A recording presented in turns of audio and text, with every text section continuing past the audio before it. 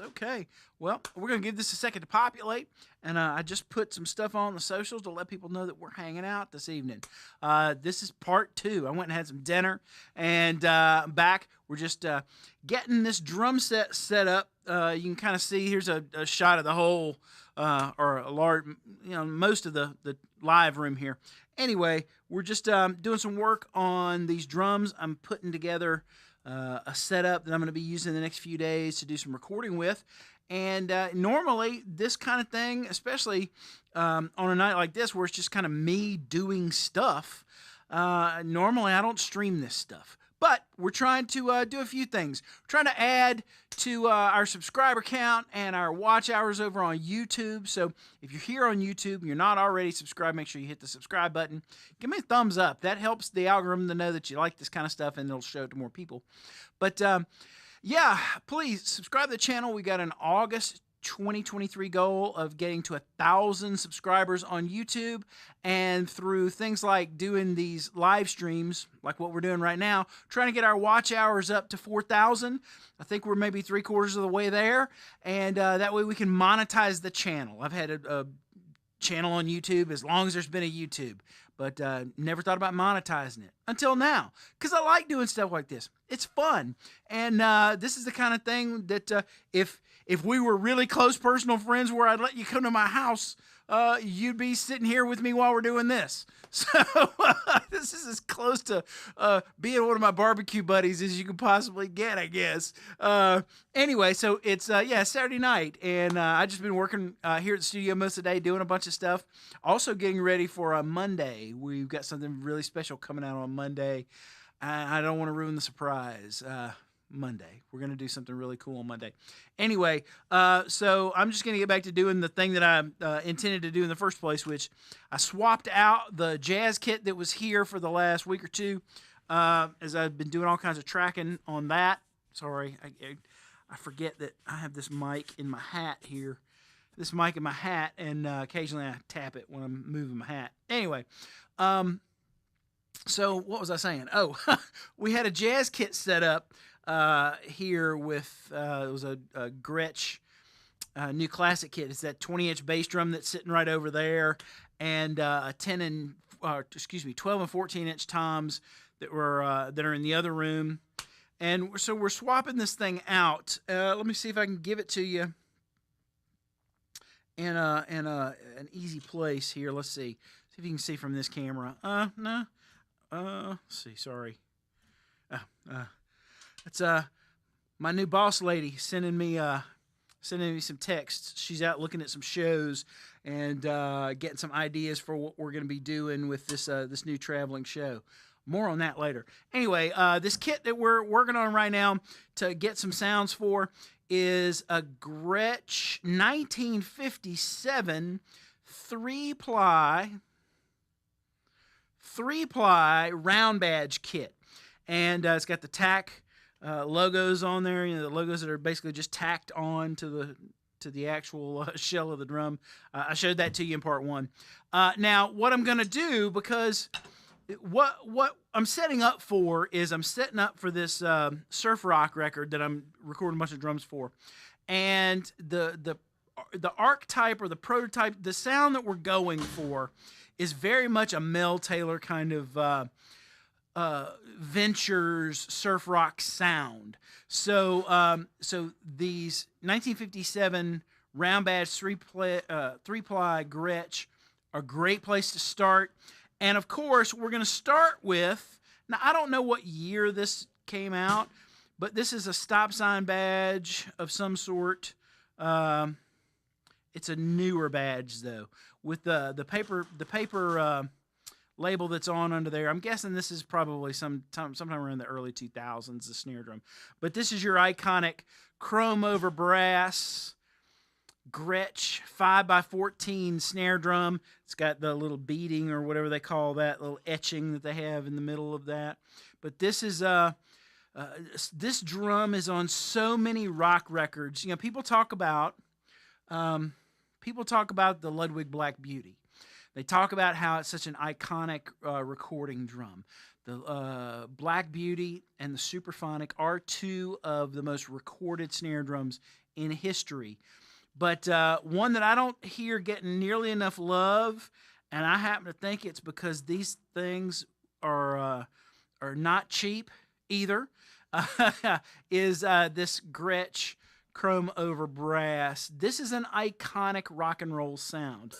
If you love the Rolling Stones, you probably love this snare drum sound. I'm going to start here.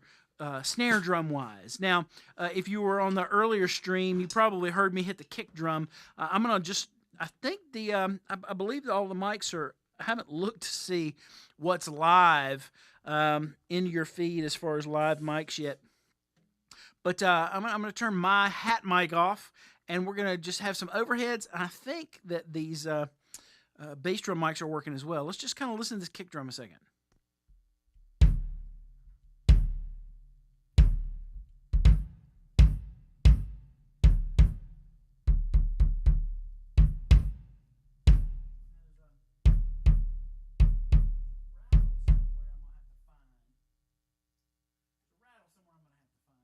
But that kick drum records incredibly well. Once we actually get Pro Tools open and see what's what, we're really gonna make sure that we got the mics in the right place, got things tuned right. But this is a good starting place for a kick drum. Then we've got 13 and 16-inch toms, and you'll notice I've got the T-towels hanging over. If I let you see it from the top there, this one's about not somewhere between a third and a half on the drum. And one of the reasons why for one of the tunes that we're doing, it's got a fast wipeout type tom thing going on, and so you don't need a lot of sustain on a drum like that because all those notes get lost.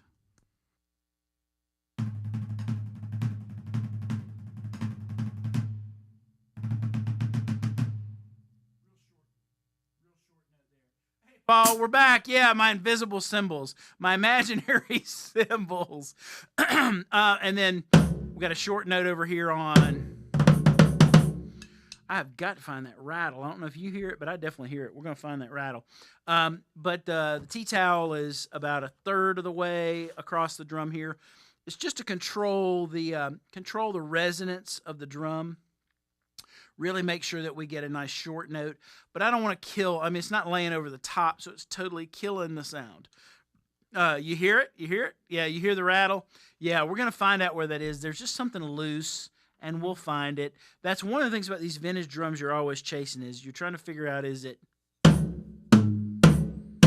It could be a spring, you know? It could be a spring in a lug casing. We'll find it, though. We'll find it before we actually record. Yeah, so, but with the snare drum, I just pulled it off the shelf. So it's been sitting on the shelf for a while. I haven't used it on a recording in probably a couple months. Because there's 85 or 86 snare drums here. There's a lot of choices as far as snare drums go. So right now, off the shelf, it's a little out of tune, and it's way low.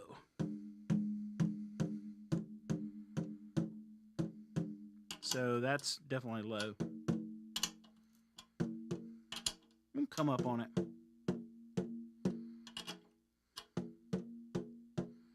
Now I've got a little bit of a zero ring on here.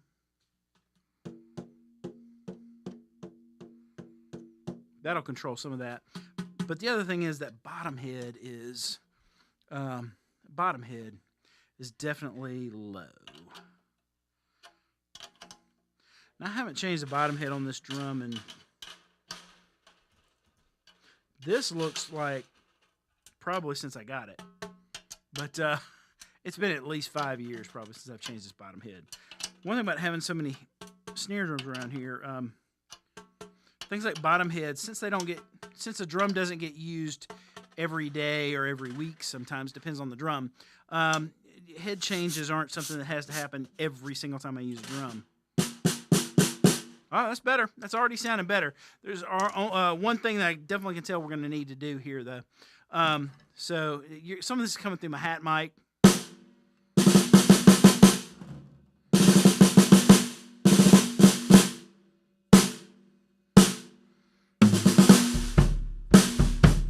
I'll turn my that mic off a second. Oh, the snare drum mic's way over there.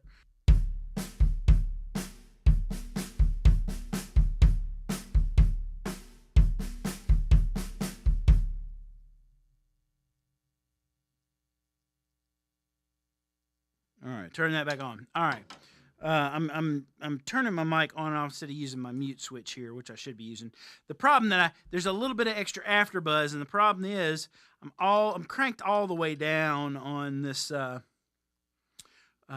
tensioner right here. So what that tells me is I need to get the screwdriver out and do a little work on this thing. So yeah, first thing I'm looking, I definitely have some room I could pull further this way because I don't know if you can see it. Usually my camera's a little closer to the drums, but the snares are actually pulled a little closer to that side than this side. So what I'm going to do is I'm going to let this out. I'm going to let this out a fair amount. I'm not sure which camera to do this in. Let's try that one. So I'm going to let this tension knob out a good bit. So I almost stick my finger in there. And as far as how far it pulls away, it really isn't affecting how much it's pulling away from this side very much. So now it's a little closer to the middle. Now we're pretty close to the middle as far as where the snares are, but now this has got a ton of play in it. Ton of play in this side. So what I'm going to need to do is I'm going to put it on a little bit of an angle here, probably use the stand to help me out. And we're going to loosen these two screws and pull this tight a little bit. Take a little of that slack out of there. My only complaint about these lightning throw-offs is that you got to be really careful. You got to be super duper careful when you're messing with these screws on these throw-offs, because if you're not using the right size screwdriver, or if you're not making sure that screwdriver is seated really well in there when you turn it, especially when you go to tighten it, those screws strip super easy. All right, so this one's it's already got a groove in that plastic tape, so we're going to have to work this to get it out of the groove. Come on, baby. There we go. Out of the groove and pulling straight down. Let's see how much I got there. Yep. All right, so I'm going to kind of hold it in place here so it doesn't slip back. And this is where, if you're going to strip it out, this is where you'll strip it out. I'm going to tighten it back up. I'm going to make sure that I keep that screwdriver slotted really right there. Every time I've ever screwed up one of these, I think I've changed this out, or I know I've changed these screws out, because there's a couple of these I've stripped doing this. All right, don't want to over tighten it. All right, so now I can tell when I'm pulling it, I've gone a little too far. A little too far. I don't know if you can see it in there, how close I am to the edge. And it's a game of millimeters, really. How close I am to that edge compared to this. This is really sitting where it should be. This is too close. So this is just one of those. Everybody has their own way of doing this in terms of putting snares in the right place. But these lightning throw-offs are a whole different ballgame, man, just because of the way the mechanism works. It's just, it's not like the Ludwigs where it's easier to kind of tension this thing and get it to stay in place. Like right there is where I need it to be, but I got to kind of hold tension on it while I tighten it. But I don't have another hand to hold this to keep it in place. So I'm sort of holding tension on the strap, trying to get this as tight as I need to get it. There we go.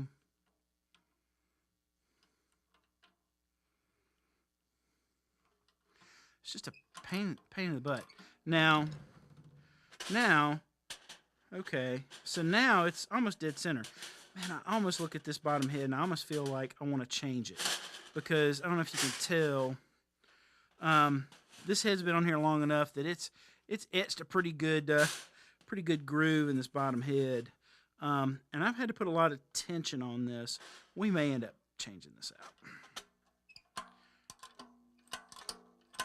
All right, so now with that, I've got nothing on there, so we're gonna, now that we've kind of over loosened the whole thing,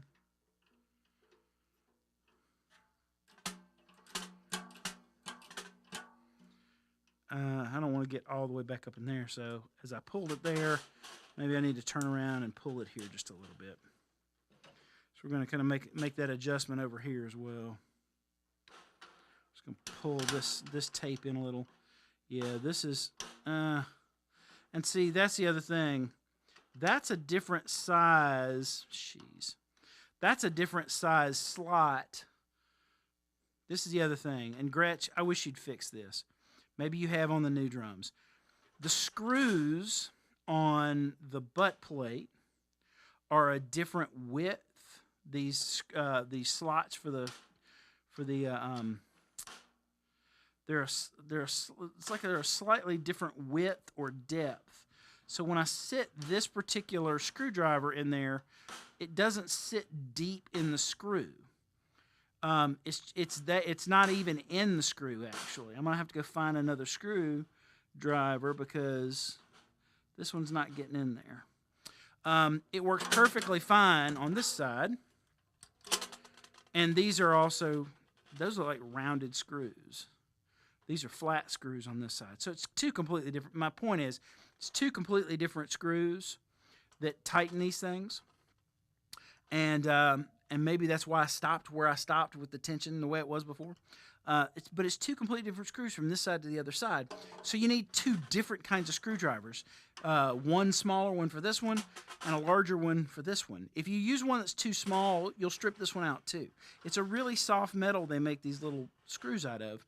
So real quick, while I'm griping and complaining and trying not to curse at this drum, I'm going to go find a different, what would also be nice is if they would use Phillips head instead of a flat head. I know it's a thing, but a Phillips head would be a nice addition. You know, one of those that has one of the slots that's, let me put you on this camera, one of the slots that's wide and long so you can use a flathead screwdriver, but then it also has that other cross path in it, so you could use a Phillips head if you needed to use a Phillips head. So let's see. I'm going to look around and see if I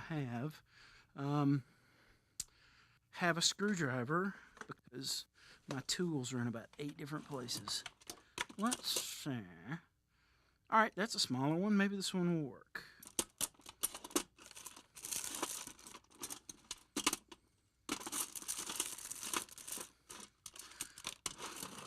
Yeah, that would be interesting if I accidentally got it right on camera.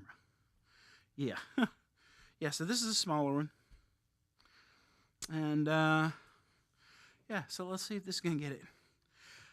Hey, how's it going, Hopper Drum Collective? Thanks for hanging out. I'm just griping about my Gretsch snare drum that I'm supposed to love, and I do. I love this drum. I absolutely love this drum. We'll put this over here. I do absolutely love this drum. It's an old Gretsch Chrome over brass. I was just griping about how they use different size screws on the butt plate than they do for the strainer, and so it requires two different, completely different screwdrivers. And so it would be nice if they would just put the exact same kind of screw on both sides, and I only have to have one screwdriver. Anyway, so we're going to pull this just a little bit. Ooh, there's a notch. Let's put that there.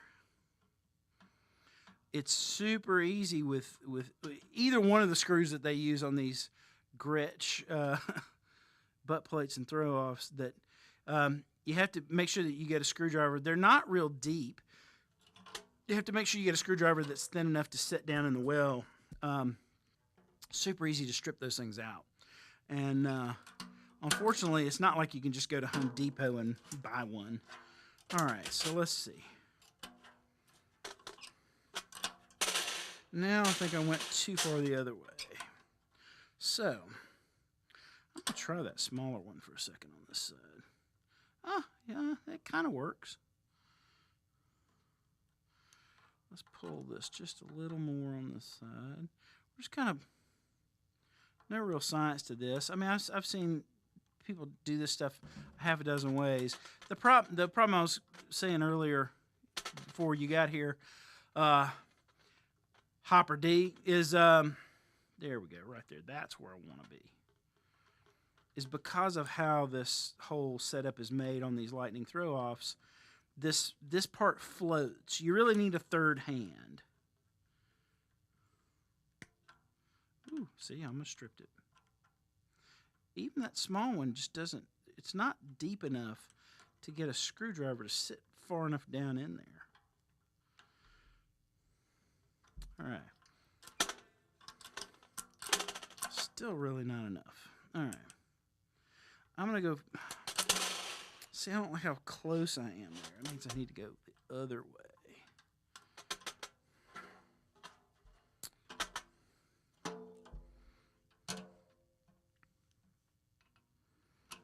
Is this riveting content for you? This is the hardest part about getting drums ready for a recording session, is if you've got to change snares, or if I've got to change a bottom head. Well, that would say a lot.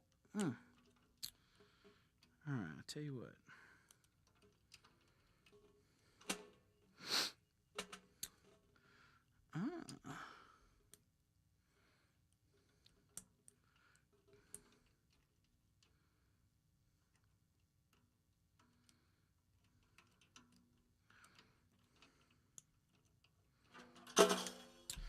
Apparently,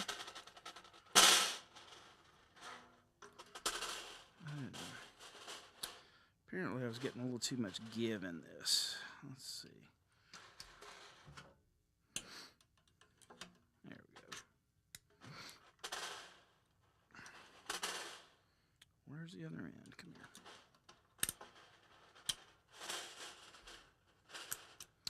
Actually, what I want to do is I want to go this way. All right, well, I was trying to keep from doing this. I'm going to change how I've got it sitting in here. Let's go this way. Let's do it this way.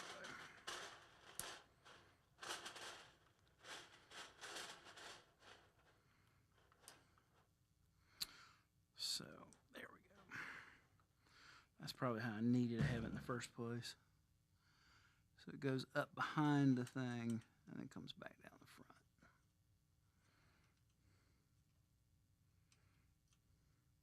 Riveting. I know, it's riveting content.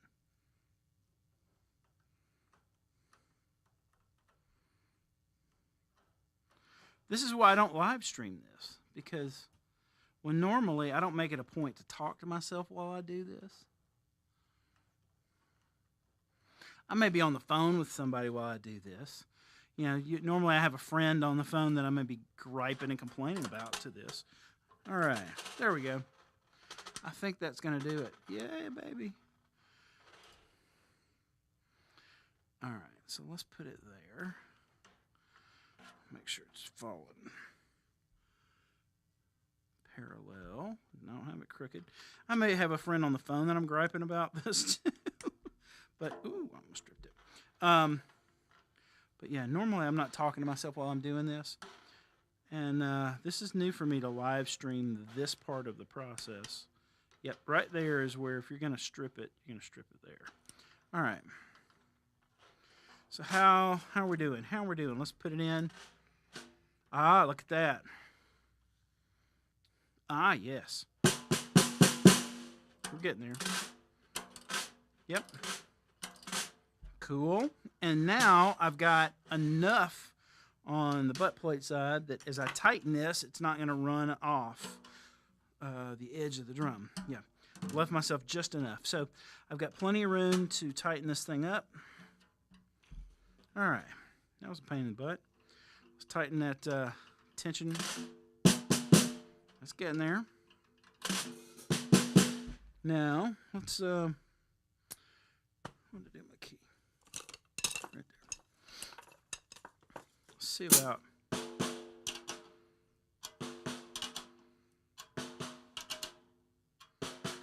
going to go up and with this pitch just a little.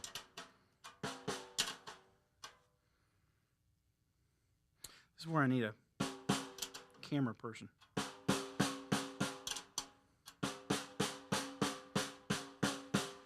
To look and see where the best vantage point's gonna be. All right, nice. Now it's more. I still got a little after buzz, but now I've got quite a few turns on the tension before it chokes out. I feel like I'm about to make an executive decision. I think it's time to change this bottom head and, yep, I think it's time to change this bottom head and these snares. Because for that much tension that I'm feeling, those snares should be a lot tighter on the bottom. So, like I say, I haven't probably changed this head. Well, this is the old logo. So that bottom head it's more than 5 years old. Yeah. And I know these snares they're old enough that they're actually a little rusty. Yeah. So guess what we're going to do? We're going to put new snares on here. And this is the riveting content. This is the reason that that normally when I'm doing this, I'm by myself. Because this could be an hour of just me futzing with a snare drum and getting it to where I want it to go. So I'm going to look in here and let's see. Heck with it. Let's just change everything. New snare head. New batter head. New snare side head. What do I have as far as snares over here? I should have quite a few options on snare wires. I don't have a camera in this side of the studio, so you're just hearing me talk to myself as if you're here.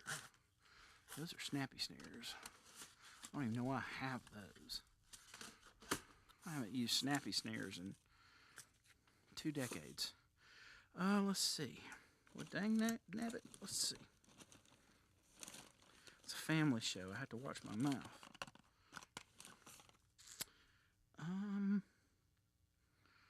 What did I do with the rest of my snares? I just ordered like 20 new sets of snares. Question is, where did they all go? It's about time to get in here and clean up and inventory this place. Let's see. Well, I'm telling you, this is riveting content. If you like reality, this is reality. This is Brian on a Saturday night. Trying to get stuff done. Well, dang it. I don't see any, other than those snappy snares. I know I just bought 20 new sets of snares a month ago.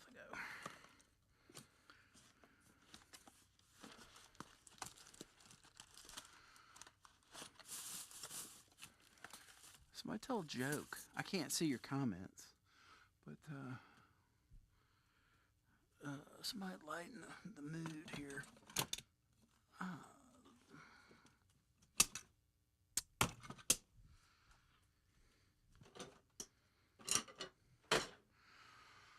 Well, dang.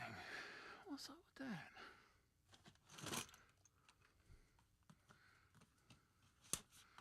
The whole reason I'm doing this is snares. And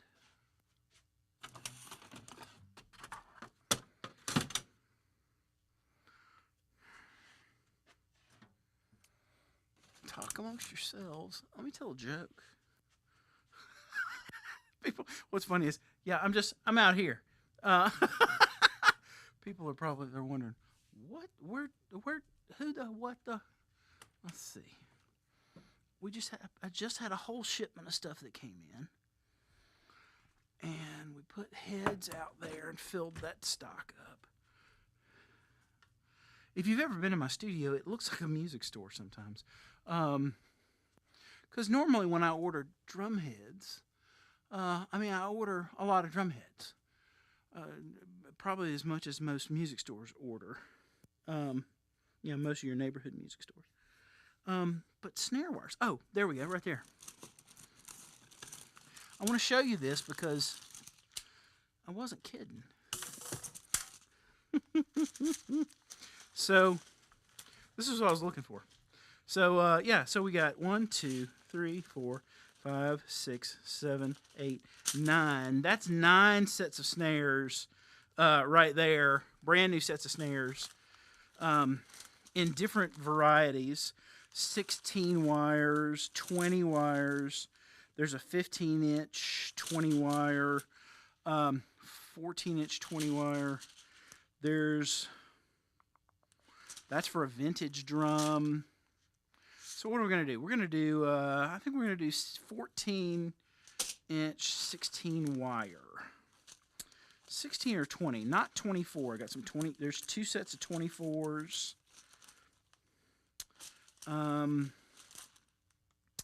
You know what? There's a set of 20s. All right, so we're going to try 16s. We're going to try some 16s, and we're going to see if that does it. And you're asking, well, Brian, what's the difference in a 16 strand and a 14 strand? Or, sorry, 16 strand and a 20 strand.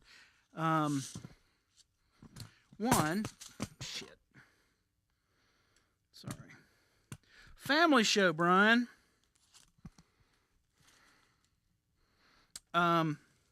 One, how much tension you need to use to get a focused sound. Oh, my clip fell off. Okay, well, that's what happened. All right. Right now, this is a 1, I think it's a 24-2. 6,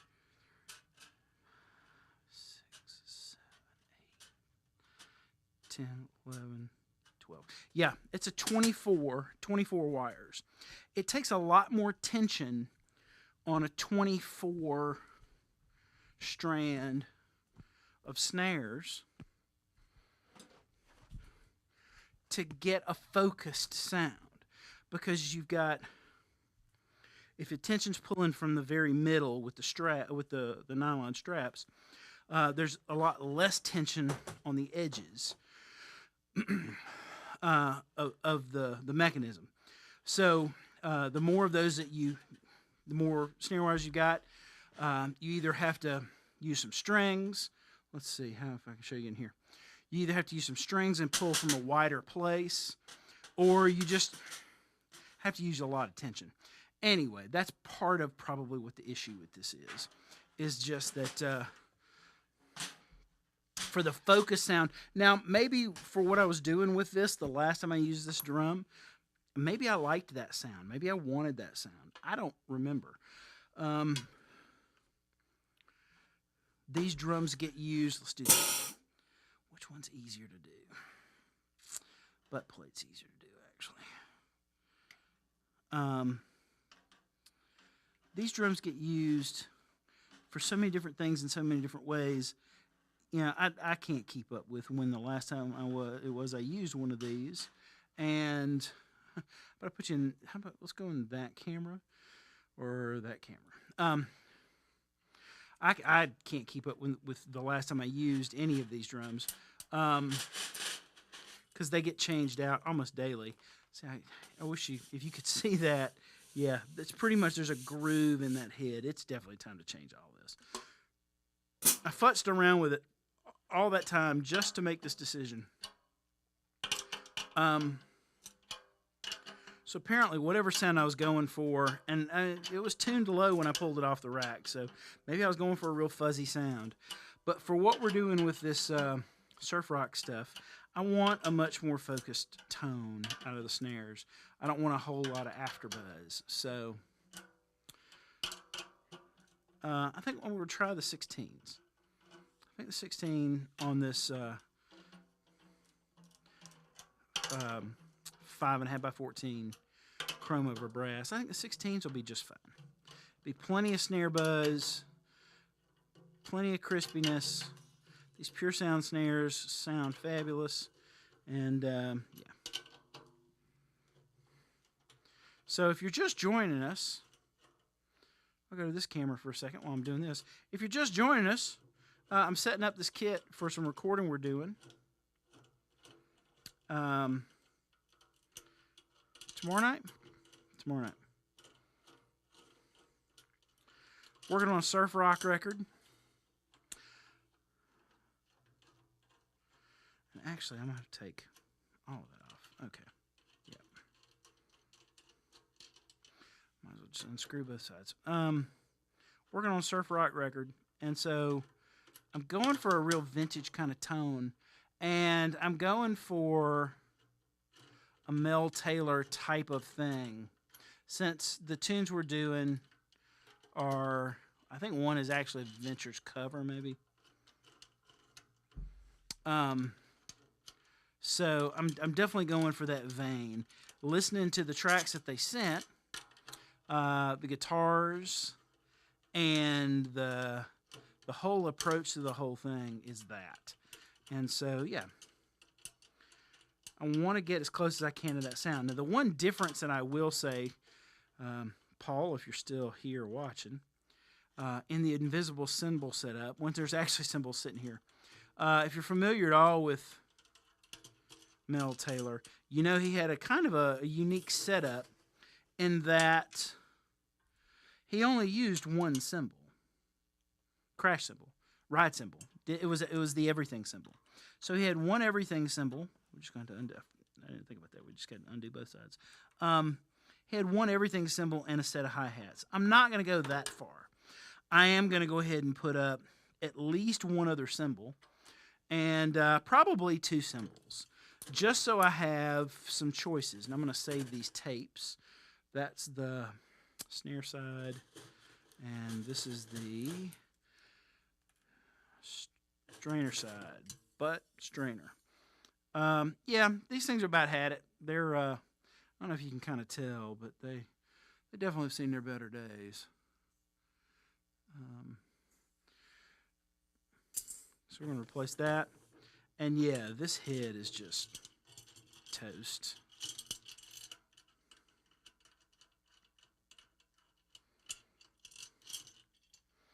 So I'll show you this. Oh, gosh. Okay, so a few things. Ugh. Let's get sticky. Let's get some Windex after that. So, one of the ways I know that this drum needed to be changed is that I had to tighten it down so much to get tension. You can see how far up on this collar I was. I shouldn't be nearly that far. This drum is just old. And you notice how the pattern that the snares have made in the bottom head, they've been there a long time. And there's something sticky on there. That's weird. I'm going to get some Windex and a paper towel, and we're going to clean some stuff too.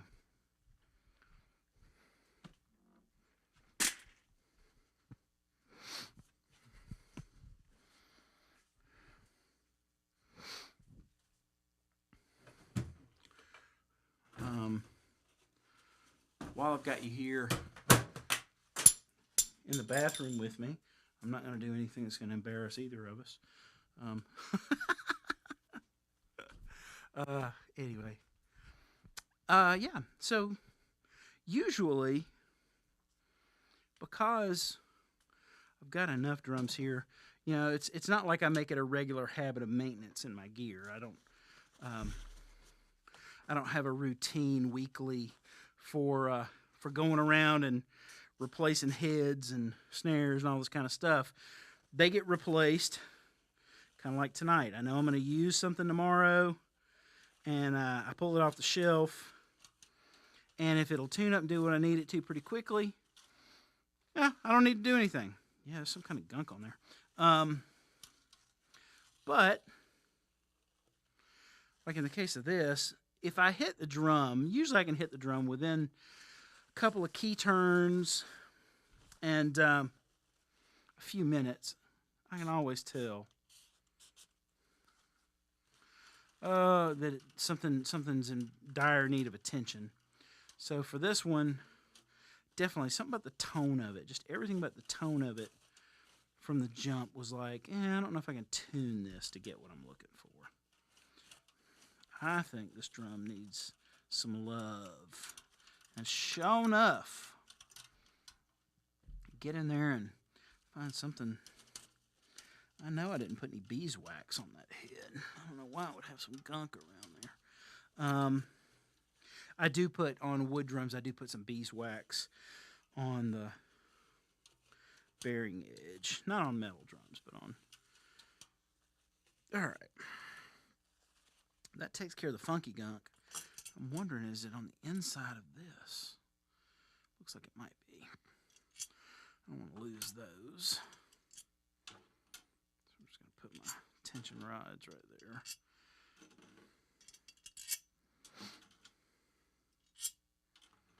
So, if you don't know anything much about me, you'll know by the end of this, I'm a great fan of Gretsch drums. Not an artist, not a Gretsch artist. Back in the late 90s, I had a brief stint with another drum company, about 2 years. And afterwards, I just decided if, for something like drums, if I can just afford to buy the drums I want to buy, then that's probably a better situation. And at the time, I didn't really need things like tour support or clinic support. I have had a few times since the late 90s where I was going to, I need some kind of tour support.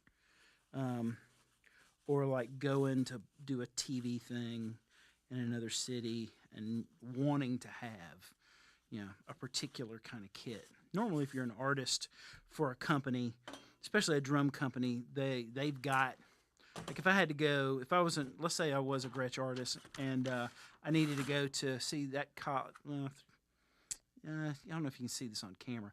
Hey, Paul, I'm going to save that for you so you can use those points. This collar is a whole lot shallower than the one I just pulled off. Plus, with that particular logo, that's the new logo. That old logo is way more than 5 years old. All right. Anyway, so let's say I had to go do like the Today Show, or maybe I was going to do Jimmy Kimmel or something. A lot of times, if you're an artist with a particular company, you can make a call and say, hey, I'm going to be on Jimmy Kimmel on this particular date.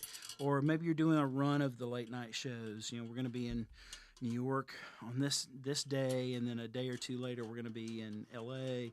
doing a bunch of TV stuff. Can you make sure that I get a kit that I like, the kit that I normally would use in my sizes? And sometimes, a lot of times, if a person has an endorsement deal, they'll make sure that those things are there. The 2 years that I was with a particular drum company, there were some times that I needed to go play some pretty big things in some very specific places, and I could not carry my drums with me. There was one canceled tour that was going to be Japan, and they canceled it 2 weeks before because the singer we were backing up took ill, went in the hospital. But that was one where the company I had a drum deal with made sure that they had one of their kits in Japan, so that when I got there for that 6 weeks or we were going to be in Asia for a little bit. However long that was going to be, that I would have a kit that would travel with me. And then, they just make sure it got back to them when I was done. I haven't needed that. I'll be doing more clinics here in the next, probably, we're starting to market for more clinic stuff for next year. So it may be of interest at that point, especially once one of the gigs I'm doing calendar fills up a good bit for next year, and I try and intersperse some clinics in some of those cities that we're going to be in to make a little extra bread and to get out and see you guys. Then it might be worth it to have a conversation. But I don't know, I'm in a unique position that, with all the kits that I've got here, with the exception of this one kit that I want to take off of somebody's hands that just came into my purview. I've got all the kits I could ever want. And I've got the kits that I want. Between having 3 USA custom kits and a couple of new classic kits, a couple of renowned kits, Brooklyn kit, a couple of different Ludwig kits, including that WFL 57 that's in the other room. I don't need to get an endorsement so I can get cheap drums. But anyway, I don't know how we got on this topic. I'm just talking. And hopefully you're there, because I don't see any questions. If you got questions, man, just let me know. Anyway, but I have been with Evan since '97. It does help because it makes heads much more affordable. I can keep fresh heads on these drums as much as I need to.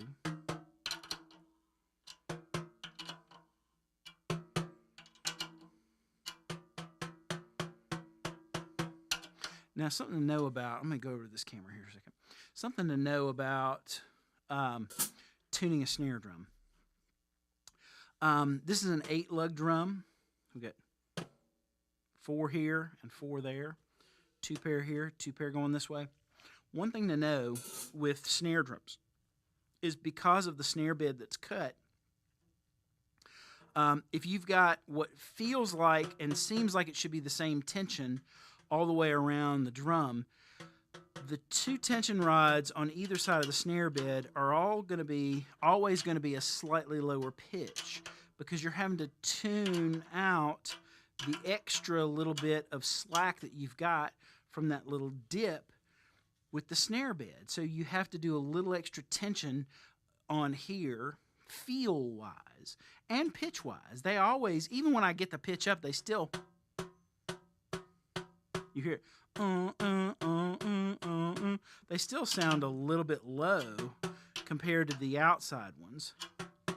They're always going to be a little low because of that snare bed. I can get them close, but if you try and tension them enough to get them exact as the outside ones, you're going to be sorely disappointed. That's a pretty good start. I think that's a good start. All right, so that's the 20s. What did I say we're going to use? 16s?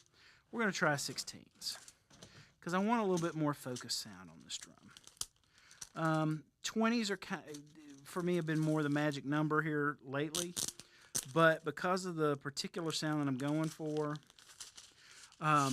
on a lot of those vintage drums, if you've ever seen the snares that came on a vintage drum, like a vintage Ludwig drum or vintage Gretsch drum, especially the vintage Ludwig drums, they had smaller numbers of snares. 16 was pretty common. Let's see, we did say that was this, yes. Man, that's got gunk on it too. So, especially because I'm going for more a vintage sound, a little drier sound, we're going to use those, the smaller count. So, remember how this is going to go, because we need it to pull outside of the strainer, so it needs to go like this. So you want to make sure that the tab is on the right end of things. Yep.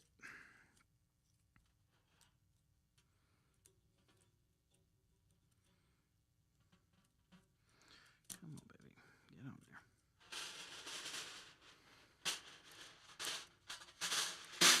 If you're watching, if you're still watching, if anybody's watching, feel free to ask any questions. So what I'm doing on the, I don't know if you can't really see it on this side. Let's put it back on this camera.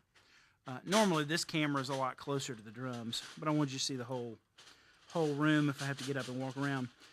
Normally I want to come up behind this and down the front. All right. And it already has a little bit of a groove in it that I'm going to try and hit. If I kind of feel it, I kind of feel where the groove was for the last set. I'm going to at least start there. Probably going to come back to this, but just as a starting place.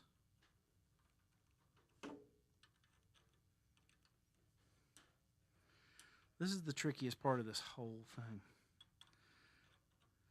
Dang snare wires. If you've got tips or tricks for how you like to get your snare wires on, feel free to leave them. As we're talking about snare wires,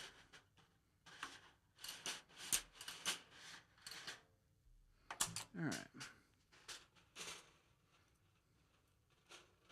Same thing here. We're going to go behind the divider,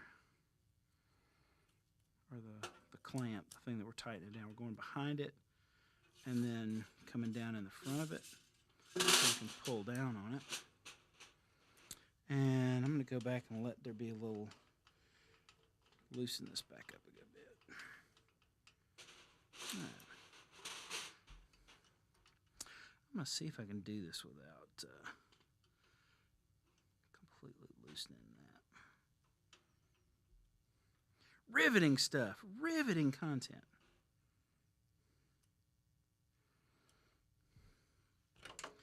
Every social media guru in the world would look at this and go, "This is boring. Why don't you stand on your head and do this? Or why don't you do this in a clown suit? Or you know, the kids that watch the TikTok would find this a lot more interesting if you danced while you did it."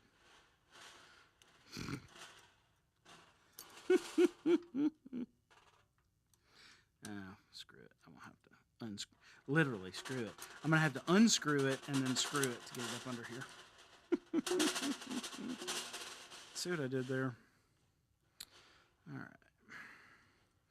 I tell you what, if you're still watching this, what time is it? I want to do something interesting. Unless your name's Paul, and I'm going to see you on Monday, which, Paul, you're probably watching this. It's 10:19 right now.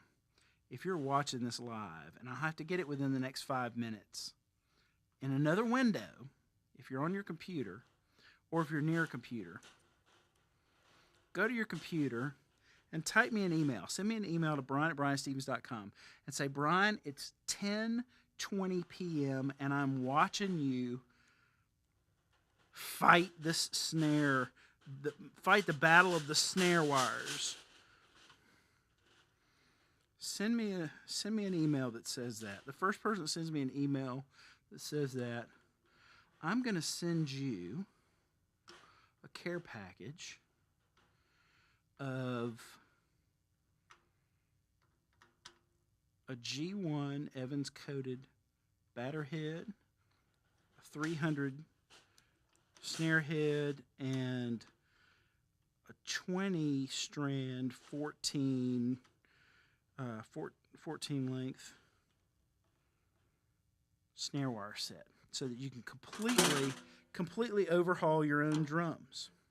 You can take any snare drum in your collection, and this was going to be a great decision. I'm telling you, it was a pain in the butt to do, but yeah. So so it's 10:21. If you're actually watching this in real time, and if I check my email within the next 5 minutes, and I see an email at brian@brianstevens.com that says, "Hey Brian, I'm watching you fight these snares. Keep it up, buddy," or something to that effect. If you'll do that, I'm going to send you. I'll send you a reply and make sure it's not somebody that I know here in town that I can just have lunch with you and give it to you. And I'm going to send you a care package with Evans, batter head and snare head, and pure sound snares. If you're watching this on the replay, you should have been watching this live because I give away stuff. Just because I like to do that. I like to be a nice guy. All right, so that's falling straight. I don't think I've got this side straight, but we're going to see. Ooh, dead gum, that's pretty close, though. Mamma mia.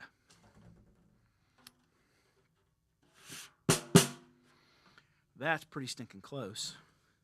If I didn't get it exact, I got it dang near close. All right, let's see. Very close. Little tension here. All right, so the next thing we're going to do is, I really feel like this head is not doing me any favors. Looking at that logo, that head's been on there a while. So we're just going to go ahead and just change this one too. And one thing I'm going to do to kind of help me out, because it'll have a little tone control built into it, is I'm going to put a Genera head on this. So it'll already have a little bit of tone control. I don't want a wide open snare drum for this recording. Yeah, I don't know what it is about that head that just feels and sounds so wonky. But we're going to do a new thing. By the fact that nobody has replied at this point, I'm guessing nobody's watching. And what's going to be funny is for the people that are going to go back, and if you watch this and you happen to land on that exact moment when I tell you that if you would have watched this live, I would have sent you freaking $60 or $70 worth of stuff. You know, drum heads and snares and stuff are expensive as all get out nowadays. You're going to kick yourself that you're not watching this riveting content for no other reason than to help me have conversations while I do crap that I don't want to do. I don't like changing drum heads, but I'll certainly do it. And I don't like talking to myself either, contrary to popular belief. All right. So, yeah. So, I don't know what's up with you. Oh, I see. Okay, yeah. If you email me after the fact, after the live stream, I'm going to send you that one. Anyway. All right, so we're going to, oh yeah, this is going to be, Paul, you're going to get that box too. This is an Evans Genera, and I love these. I've started putting these on most of my drums now because they already have a little bit of a muffling ring, and but it's as thin a gauge as a snare side head, so it's not as thick as an O-ring. So it's not going to do a huge job of killing a ton of overtones, but it does help focus the sound just a wee bit. So I've started putting the Genera on more of my snare drums these days because it just, for some reason, it just seems to give me just enough of the focus that I like. And that way, if I put an O-ring on it, you know, just a little Mylar E-ring is what, yeah, an E-ring like this one here, I can get, you know, fairly dead if I go that route.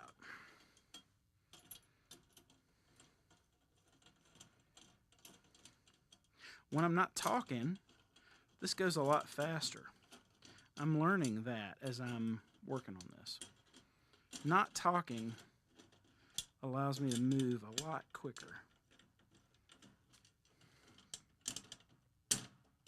You know, there's plenty of studies now that show that there's no such thing as multitasking. So for you know, younger people that think that you can look at 5 different things on 6 different screens, and do 4 other things while you're doing that, there is no such thing as multitasking. There's only really fast task switching as you unitask. So for me, as I am talking to you, I am unitasking. I'm just swapping really fast. All right. So now we got that essentially finger tight. We'll start going in pairs.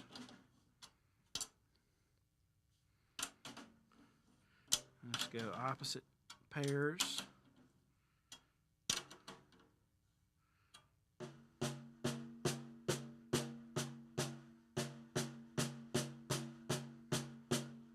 Yep. Changing that head was the right call.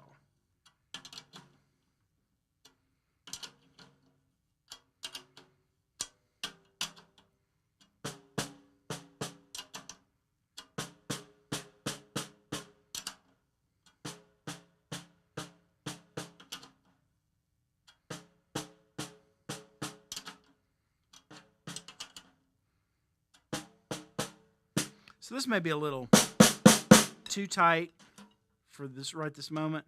You see how much more focused all of a sudden the sound of the drum is. So there was definitely some issue there. Not just with the bottom head. The top head was contributing to a little of that wonkiness too. All right. So I'm going to leave it tight for now. We get ready to record. I'm pretty sure I'm going to come down a bit, but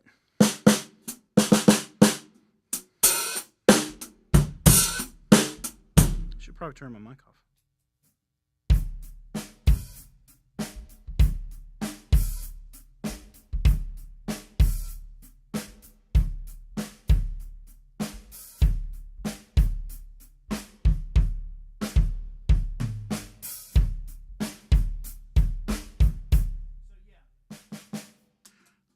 I'm going to leave that a little high for now, just to give that drum a chance to stretch out a little bit. I'm going to probably hit it a few more times before we're done, which will end up bringing the pitch down a little bit anyway. So yeah, so I'm cool with the drums at this point, as at least as a starting place.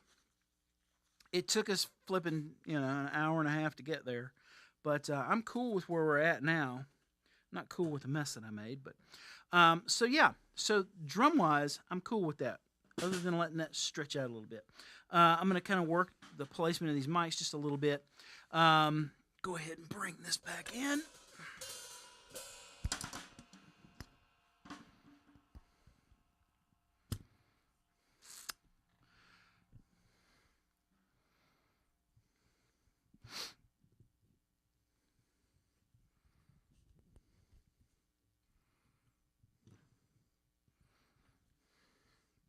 So you'll notice over here on my hi-hat side, this 57, I'm about 1.5, maybe I could go 2. The tom's a little low. I probably need to bring it up a little bit. But I'm trying to get that 57 pointed where it's mostly pointed away from the hi-hat, because I want to reject as much of that hi-hat as I can. I'm going to come up with this tom just a little bit.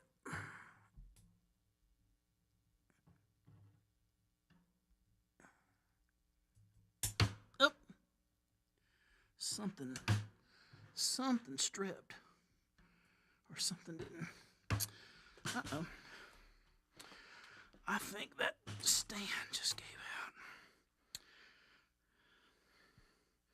And this is one of the reasons why, when I'm prepping for a pretty big project, I don't wait until the last minute to get all my stuff together.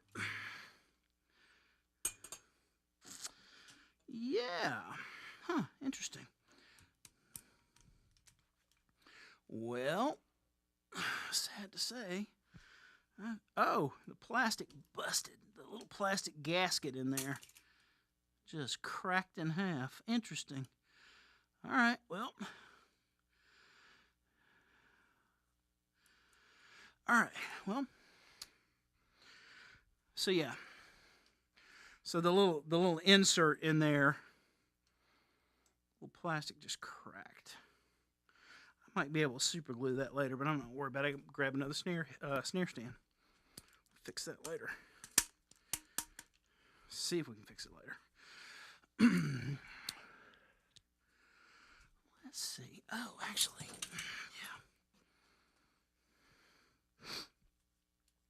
This might be a better option anyway. So, yeah, so that pearl stand that I just had around for when I use a 13-inch tom. But I just happened to, because I needed an extra one for the road, I bought this Mapex stand. It's on sale at Guitar Center. That has a ball joint. And that might actually get me where I can position this drum a little bit better. Yeah, I can get a little better tilt with that ball joint. I think that was a good deal. That was a happy accident. Because once I put that drum back on there and put it in the right spot, it's going to be exactly where I want it to be. The pearl, I always have to, there's always some kind of compromise. It's never exactly where I want it to be. I think with this one that's got the ball tilter, I think I'll have a little bit better time trying to put it where I want to put it. Question's going to be, let's see, how much do I need to tighten that right there?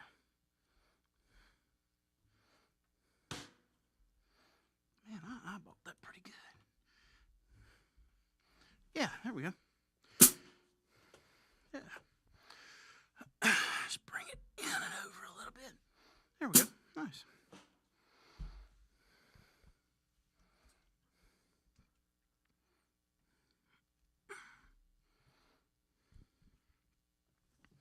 One thing you'll notice if you ever look at my setups, I don't use memory locks and things because my setup changes almost daily.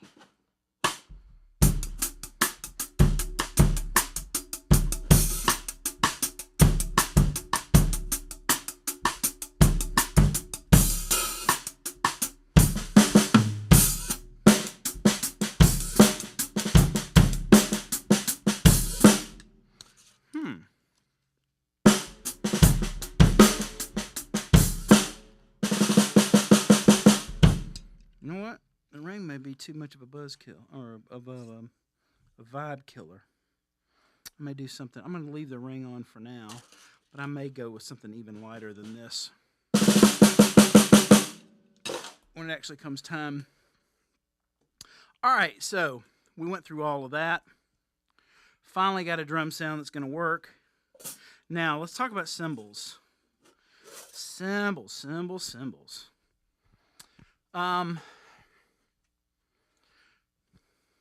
I have a set sitting here.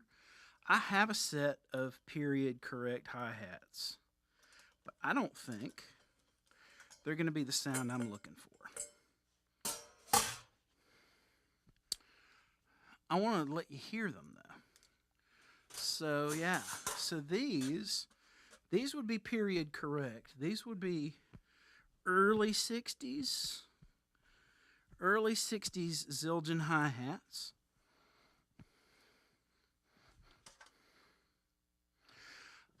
These would be early 60s 14-inch Zildjian hats. And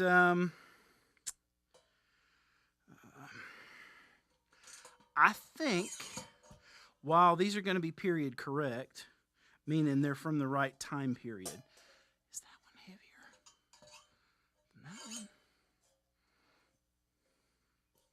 one? I know which one's supposed to be the bottom cymbal.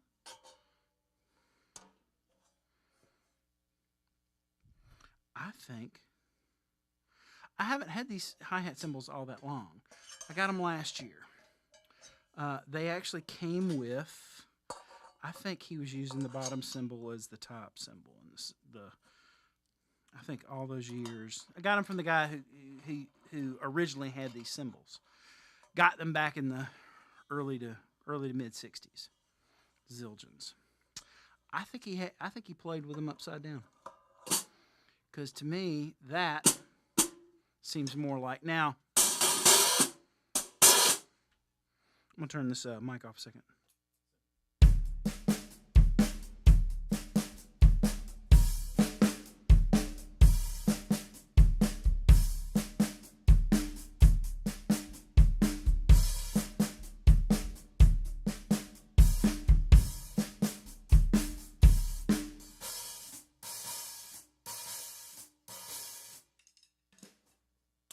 Yeah, so that's the right time period.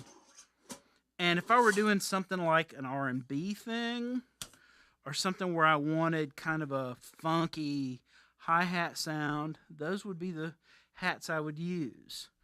That is not the hat I want to use at all. Not the sound I'm looking for. So that's a pretty good example of mid '60s Zildjian, but that's definitely not the sound I'm looking for. So here's my compromise. This is the only modern cymbal I'm planning on using. This is a set of 15-inch Formula 602s, and I got these 602s, the regular 602s, the moment they came out. The moment they came out and I had the money to order them, I ordered a whole set of the 602s.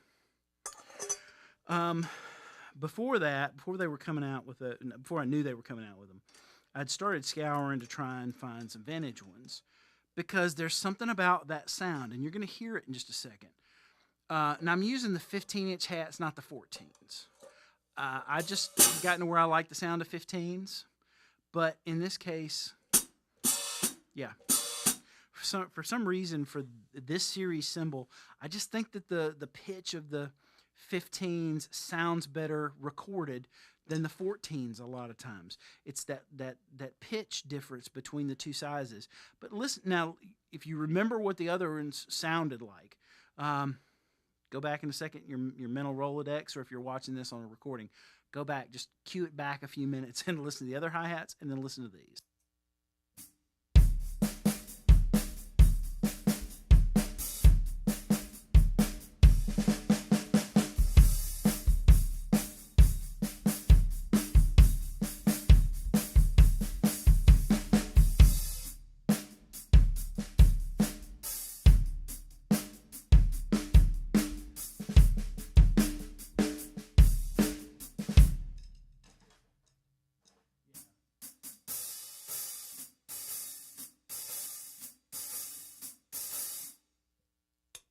Maybe the 14s would sound a little more period correct, but I like the lower pitch of the 15s, and knowing that there's these particular kinds of guitars and stuff that are on these tracks, I think these 15s are going to sit better sonically with those guitars. They're actually going to probably be a little lower in the tonal spectrum compared to a set of 14s, so that it's just going to sit better in the mix, I think. So yeah, the thing I liked about the 602s is compared to the vintage ones that I'd heard, they're really close. Now, do they sound exactly like a set of like 60s or 70s 602s? We'd have to have a set together. But from the few 602s I've heard in person, the ride cymbals that I've heard in person, the new ones sound almost exactly the same. The differences are so minuscule that I knew when they were coming out with these, I'm like, there's that classic sound I've always been looking for. This sound right here, this hi-hat sound, just the qualities of that hi-hat are the sound of every hi-hat you've ever wanted. Very close to kind of a Zildjian A type sound. Very much in that family, like an older, not a newer Zildjian, not like a new quick beat, but an old one. All right, let's see. Now, cymbals. we're going to go old with the cymbals. I could probably put the 602s up and do pretty well with those, but because I've got a whole set of the 602s out here. But no, what we're going to do is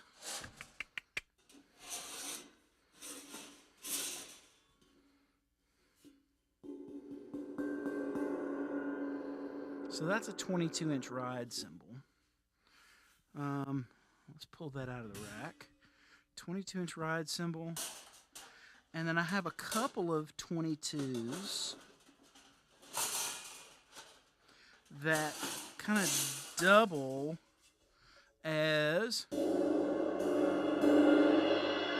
crashes or rides. Like, that's a great one right there. You can't see it on the camera, but you could if I put, well, I'll be right back in the room in just a second. I'm over here right outside the drum room where I've got a whole rack of cymbals here that I can leaf through. No. Woo. If I was going to go with an 18, that's a good 18. But no, I want to go with two 20s, but they're going to be 20s of different thicknesses. Let's see. That's a 22. That's a 20. That's a 22. That bell's on that. The bell on that was more like a 60s profile. I'm going for more like a 50s profile on this. Come on, baby. I have a 20 upstairs that I got not too long ago that would probably be perfect. Oh, no, here it is. Here it is. Here you are. There you are. Oh, no, maybe not. Now that I hear it, maybe not. I may come back out for that one. So this is always the hardest part. The hardest part is when I'm doing something where I'm trying to sound exactly like something old. I come out here and I have in my head what I think I'm gonna want. And then as I'm working on it, it always ends up being a little different. Like that 22 is not gonna work. That 18 was really good. I may have to do 18 and 20-inch crashes. I wanted to do two 20s, but that one 18 I had sounded so good. Nope, not that one. Where's that over?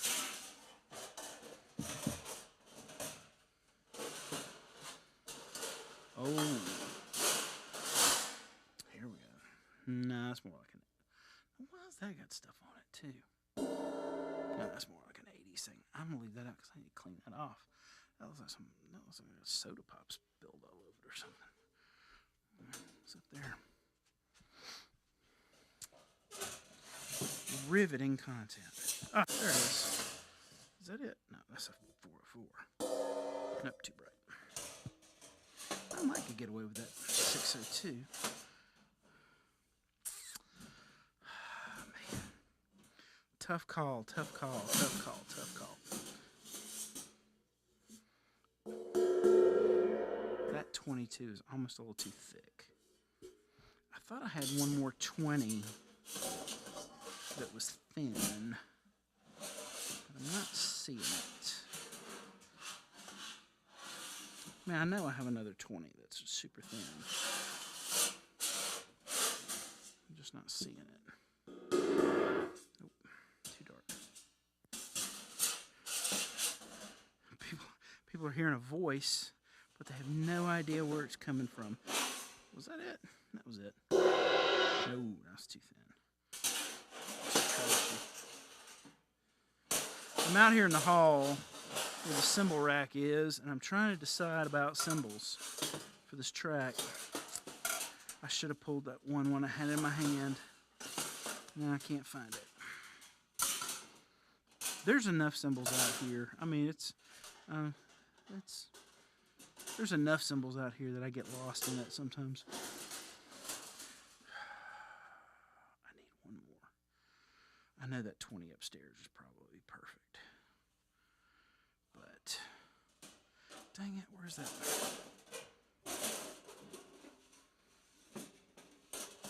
I had that 18 in my hand. It sounded so good. And now I can't find it again. Is that it? There it is. There it is. There it is. Don't lose it. Don't lose it. Yep, that was it.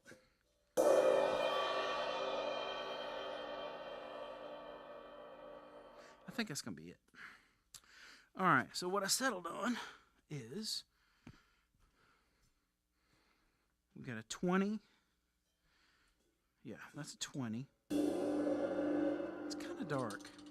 I've got a 20 upstairs. I think it's a little thinner than this.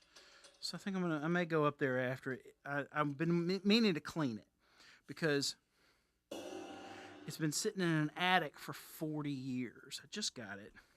It's been sitting in an attic for 40 years. And it doesn't have cool club swagger stuff on it. That's an 18. It's a good start. I wonder if this other one is lower pitched. Let's see. Remember the pitch of that one I just hit, right? Nope, that's a lower pitch. Okay. So we're going with the lower pitches. And then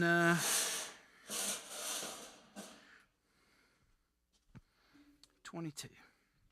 Now this one is the profile, the bell profile on this is really, this is a 50s profile, I believe. And it's much flatter. It's not a flat ride. It's just that the bell profile is a lot less pronounced. So it lends itself to a certain kind of sound. We're going to see how that does up under the mics. Now that I'm going to change this arrangement. Right now they're set up for that other session I did. But so this has got to go up and in, more like that. There we go. And this is definitely going to have to go higher. Anyway, so I'm going to close these doors so that our sound doesn't spill out into the rest of the house. Hope everyone's doing well. If you're still watching this,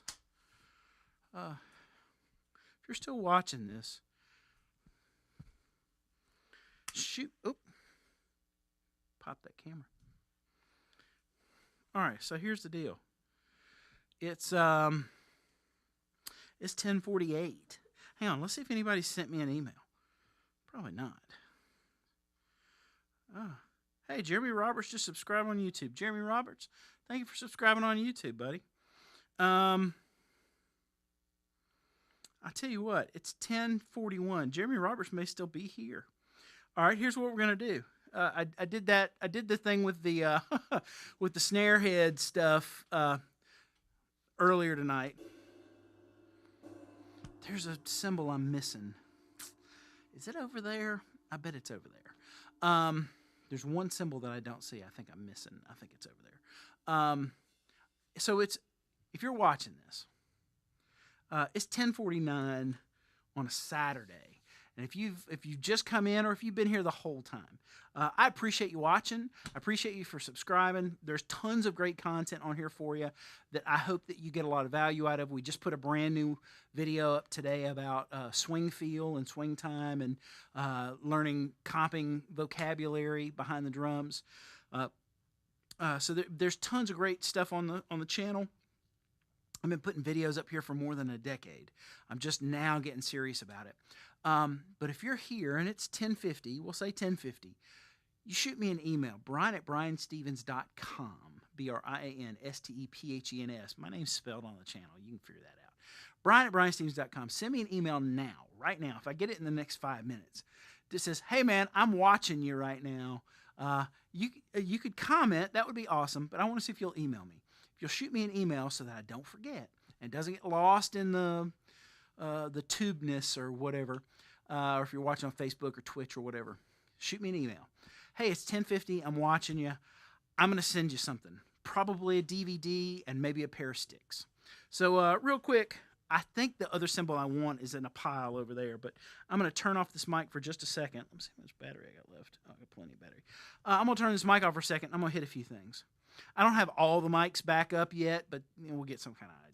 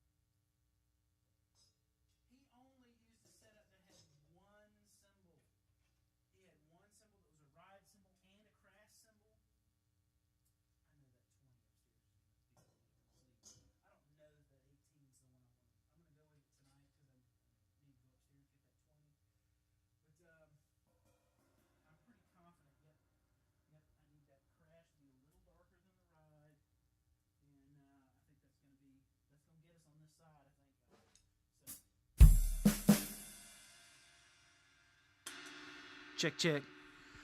Did I talk that whole time? Hey, hey.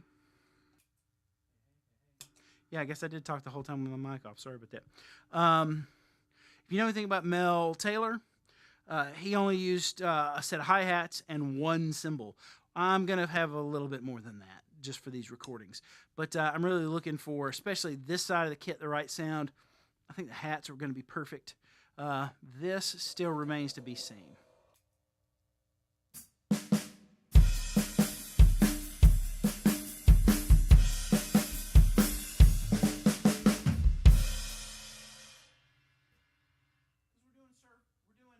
We're doing surf rock. That's what I'm setting up for.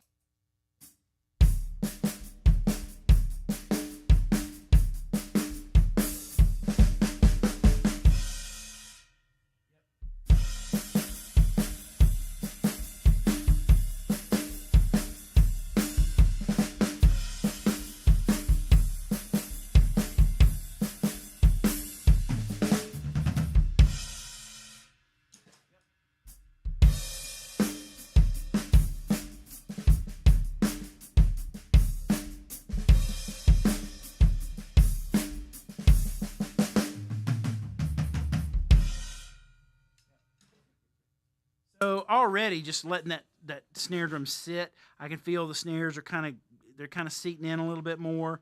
This head, I'm gonna have to drop it a little bit, but it's already starting to do what I need it to do.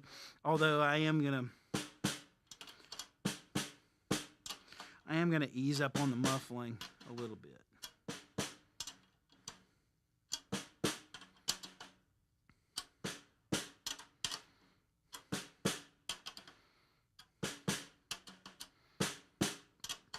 Down.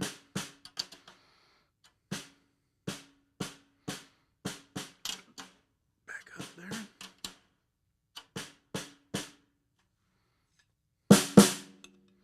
All right. Tension this thing.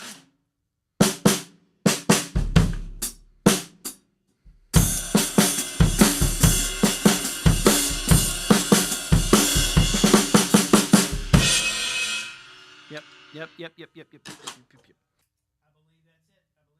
Oh man, I didn't mean to do that with the mic open. Sorry, y'all.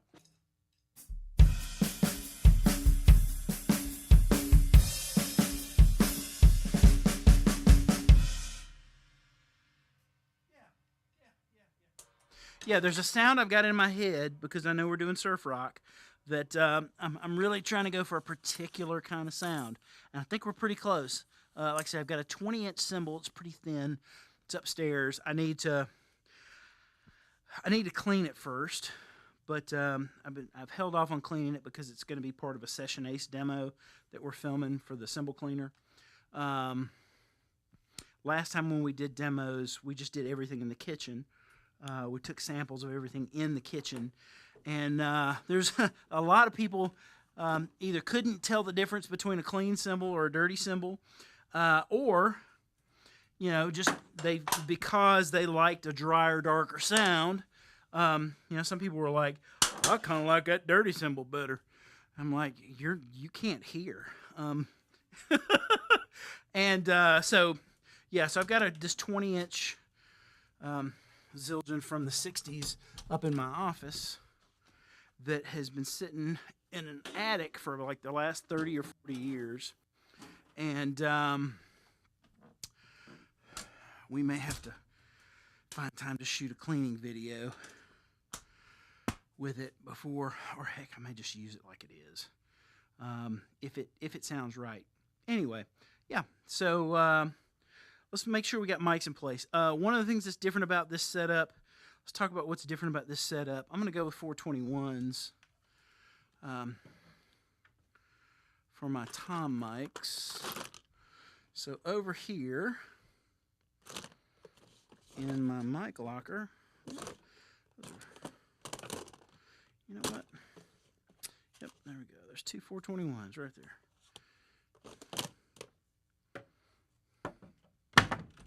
I need a third one. I had a third one and I dropped it and cracked it.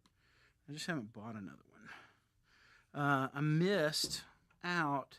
Sweetwater at one point blew out the 421s. This is a freaking mess over here. They blew out the 421s at some point for like half price or something. And it was right in that time when I had allocated funds for other stuff and couldn't cut loose of the fundage for I want to hear it back. Oh yeah. Hey, thanks for coming back, Paul. Yeah, man, it's getting there. It's getting there. I'm still wondering about my cymbal selection. I'm gonna have to hear what the mics say about this before I sign off on it. But I think I'm close. I've got at least one 20-inch Zildjian from the 60s, mid 60s, that's upstairs in my office that I may decide to. I've been hanging on to it until I could film a cleaning demo for the cymbal cleaner, and do it where we record it down here in the studio. Record it down here in context with some music, and then clean the cymbal. And I just haven't had time, with everything else going on, had time to do that. But I may just end up using it anyway, just like it is, dirty as it may be, if it's the right sound. All right, so we're using the 421s instead of the clip-on condensers. That's going to get us a little bit closer to the sound that I'm looking for. And I need one more stand. I have one that's weighted. Where is it at? Well, shoot. Of course, I've got another mic that I need on that one. Oh, I got some weights over there. We'll just put another weight on this one.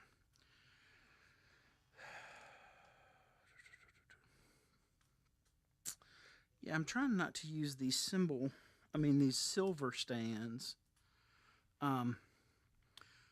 because we're videoing so much now. These silver stands tend to reflect a little too much on camera. So I've been using more black stands when I'm using these particular mics and these particular stands.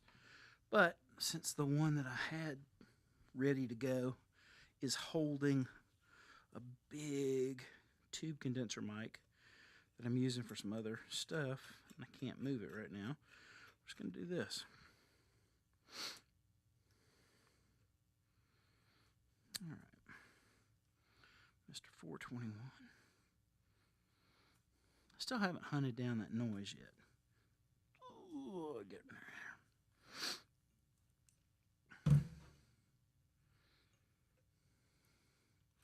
May have to hunt it down tomorrow before we do anything.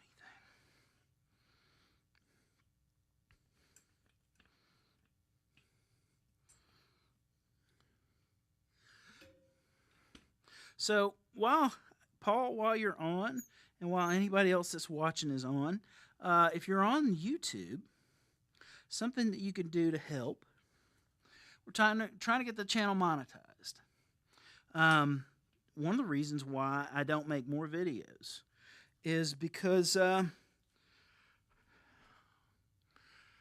I triage and prioritize my time, anything that makes money actively, whether it's a drum session or producing an artist or a mix session or going and playing gigs, or like last Saturday, I didn't go play a gig last Saturday because I had about 2 hours worth of audio to work on for a video production company doing audio post-production.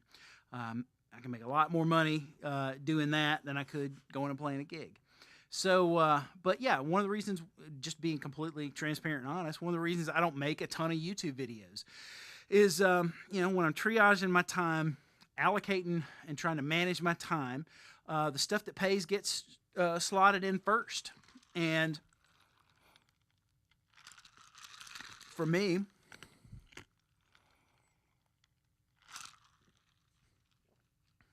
using room mics for this session. Oh, definitely. I'll always put room mics up. Whether or not they get pulled up in the mix really high kind of depends. I don't always know because I'm not always mixing the stuff that that I'm playing on. But my guess is that, I'm going to here for a second. My guess is that the room mics will be featured somewhat in the mix, the final mix for this stuff. So let me try something. I'm going to try something here. It may drastically change everything about what we're doing, but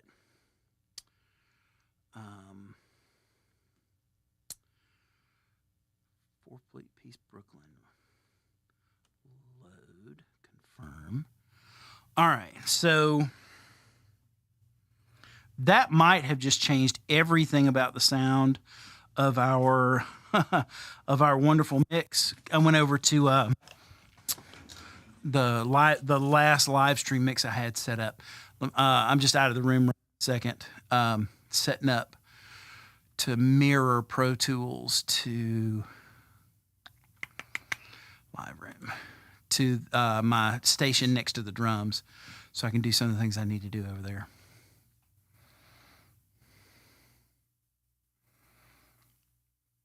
All right, so we're mirrored. And now I'm just going to check.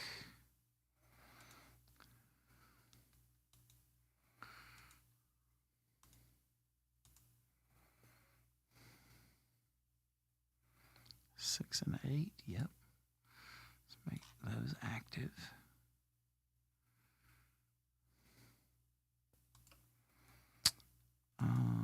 Let's see. Nope, that's what I want to do. I want to.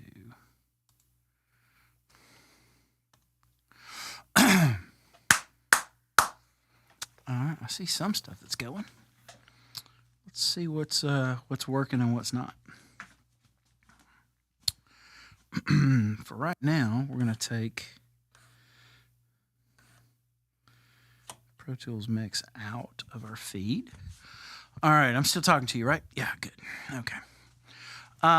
Yeah, so I'm pretty happy with this as a setup. Things seem to be in the places where I want them to be. Wow, sounds much better. Oh, good. Yeah, this is actually the sound that the mix that I had set up in the other room for the last live stream that we did. The only question I have is everything routed to the right place, and what are my levels looking like? Which I can try and get that together from here. So I'm going to turn off this mic and hit a few things and just kind of see.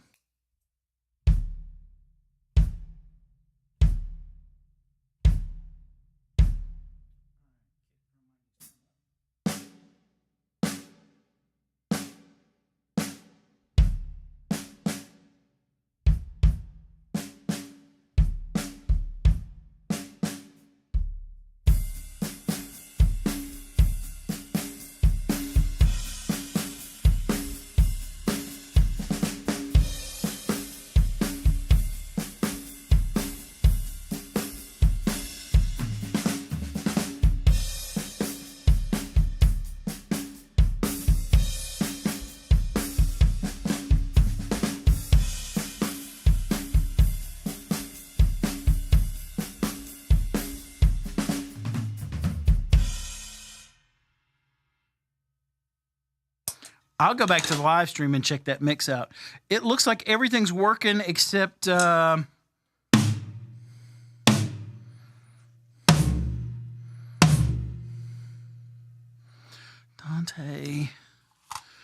6 and 8.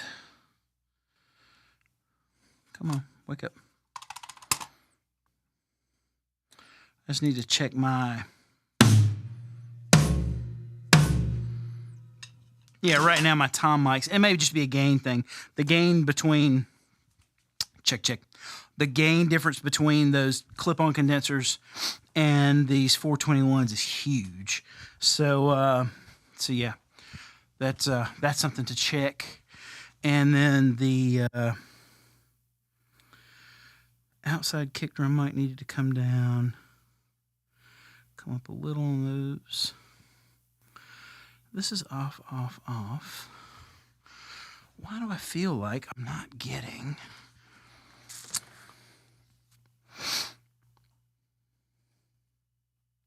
So I didn't bring my iPad down here for the wing, so I can't... I've got everything running through the wing right now, and I don't see where everything... I've got everything, but I tell you what I am going to do. I am going to record a little bit of this just so I can go back and listen to the individual tracks and just see where we're at. I'm just going to throw it into this other session that we were doing. Let's see. Rattle gets worse. When you hit the floor tom, must be something on the side. Yeah, I think I know what it is. Let's see. It's I think it's a spring. No. Oh, you know what it is? Ha! If I had the overhead, you'd see. That's the culprit. Sitting on a floor tom. All right, so let's get that out of here.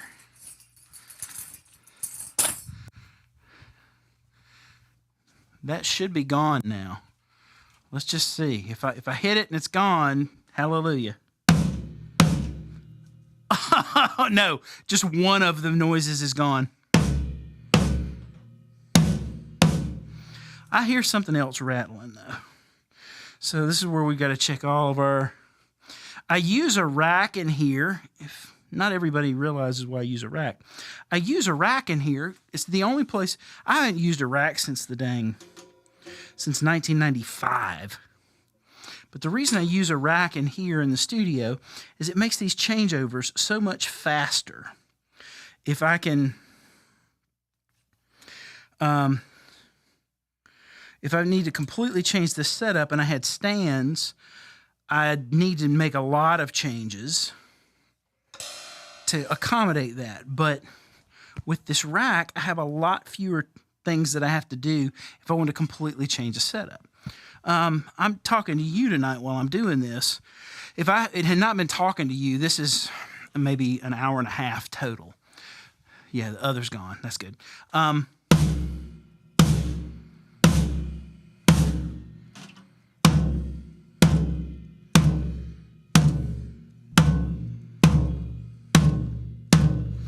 think I hear a spring. I may have to check the packing on these springs. The packing may have come out. Or come out of replace or something, because the springs in these lug casings are all packed, or they're supposed to be packed with foam. We did that when I got them. Real quick, I'm just going to run a recording. I'm just playing a little bit, just so I can go back and reference it tomorrow when we're actually dialing sounds in. Let's see. Yep. Okay. So yeah, no ears, no nothing. I'm just kind of playing in the room. I'll turn this on off for a second.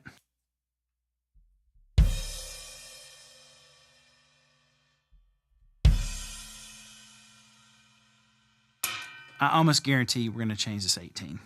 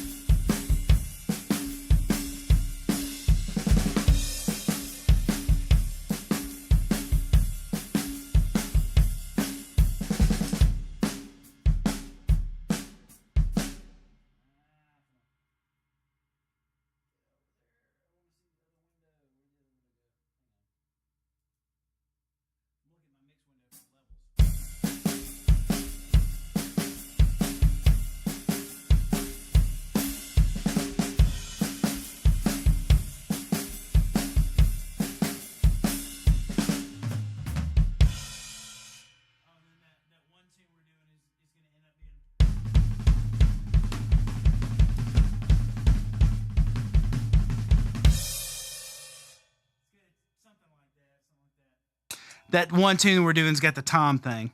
So all I'm doing is I'm just kind of sampling the sound so that I can go back in there and listen to it tomorrow morning with some fresh ears and see how close we are. I think we're going to change this out for a 20 of some sort. Or I may move this one over and put the 20 from upstairs over here. I just need bigger cymbals. Like I said, with the Mel Taylor sound with the Ventures, this would be the one cymbal I'd use for everything. This because this makes a great crash ride. You can ride on it and get something. Got a nice definition up there. It's got a heck of a bell on it. This is from the 60s. This would have been the kind of cymbal he used. I don't know if he used a 20 or a 22, but I think it was a 20. If we were going for a traditional kind of Mel Taylor Venture sound, I would just put this one right here, and I'd only have that and the hi-hat, and that's it.